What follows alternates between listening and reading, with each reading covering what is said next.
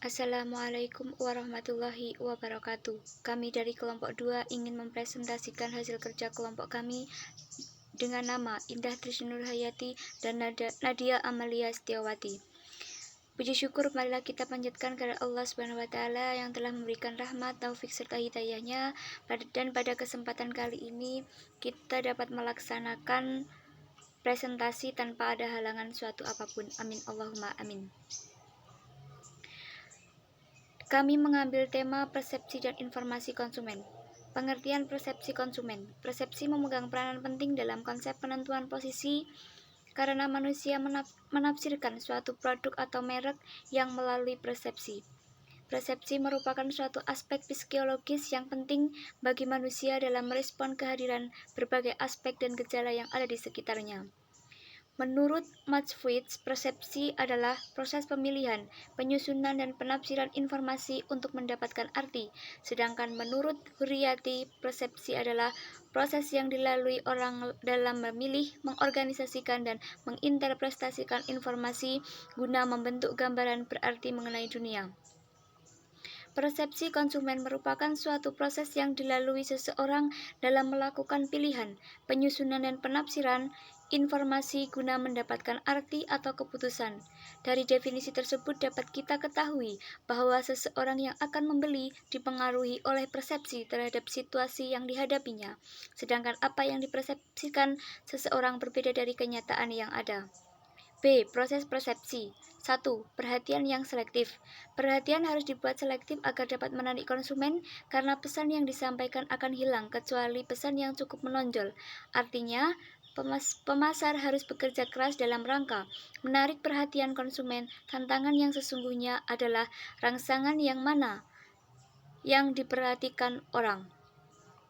2. Distorsi selektif digunakan untuk menjelaskan kecenderungan orang untuk mengubah informasi yang sesuai dengan pengertiannya sendiri, karena pada dasarnya orang cenderung menafsirkan informasi dengan cara yang lebih mendukung daripada menentang konsepsi-konsepsi yang telah dimilikinya. Dengan demikian, pemasar harus berupaya untuk memahami konsumen dan bagaimana dampak serta interpretasi iklan dan produk mereka. Distorsi selektif dapat berfungsi bagi keuntungan pemasar dengan merek yang kuat. Ketika konsumen mengganggu informasi merek netral untuk membuatnya lebih positif. 3. Ingatan selektif berarti mengingat apa yang dikatakan sebagai keunggulan satu produk dan melupakan apa yang dikatakan pesaing. Konsumen mengingatnya pada saat memilih produk. Konsumen cenderung mengingat hal-hal baik yang disebutkan tentang produk. Proses subliminal. Mekanisme persepsi selektif menuntut keterlibatan dan pemikiran aktif pihak konsumen. Argumennya adalah pemasar diam-diam menanamkan pesan subliminal dalam iklan dan kemasan. Konsumen tanpa sengaja menyadari pesan ini, tapi pesan ini mempengaruhi perilaku mereka. C. Definisi citra. Citra merek merupakan petunjuk yang digunakan oleh konsumen untuk mengevaluasi produk ketika memiliki pengetahuan yang cukup tentang suatu produk terhadap kecenderungan bahwa konsumen akan memilih produk yang telah dikenal baik melalui pengalaman menggunakan produk berdasarkan informasi yang diperoleh melalui berbagai sumber. Citra merek menurut Kotler dan Keller 2016 adalah persepsi konsumen tentang suatu merek sebagai refleksi dari asosiasi yang ada pada pikiran konsumen. Citra merek merupakan asosiasi yang muncul dalam benak konsumen ketika mengingat suatu merek tertentu. Asosiasi tersebut secara sederhana dapat muncul dalam bentuk pemikiran dan citra tertentu yang dikaitkan dengan suatu citra merek. Bahwa asosiasi merek adalah apa saja yang terkaitkan dengan memori terhadap merek. Asosiasi merek memiliki tingkat ketentuan tertentu dan akan semakin kuat seiring dengan bertambahnya pengalaman konsumsi atau penggalian informasi dan akan bertambah kuat jika didukung oleh jaringan lainnya. Citra produk. Mengembangkan citra produk dalam pikiran konsumen menjadi strategi yang sangat penting bagi perusahaan karena produk yang memiliki citra yang kuat dalam memori jangka panjang konsumen lebih disukai ketika membeli sesuatu.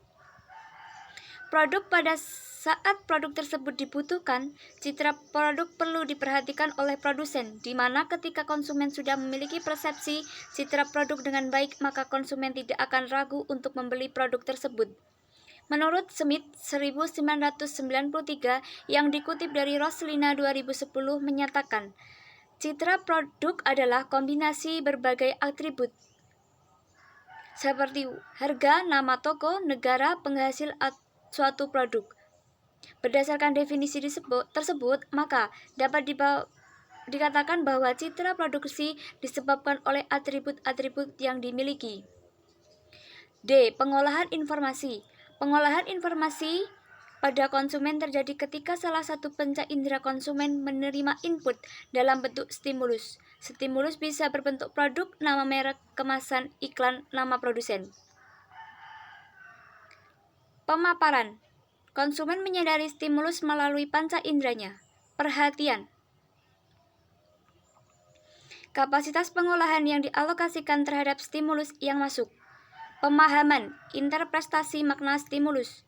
Penerimaan, dampak persuasif stimulus kepada konsumen. Referensi, pengalihan makna stimulus dan persuasi ke keingatan jangka panjang. Sekian presentasi dari kelompok kami, kurang lebihnya kami mohon maaf yang sebesar-besarnya. Akhir kata, wassalamualaikum warahmatullahi wabarakatuh.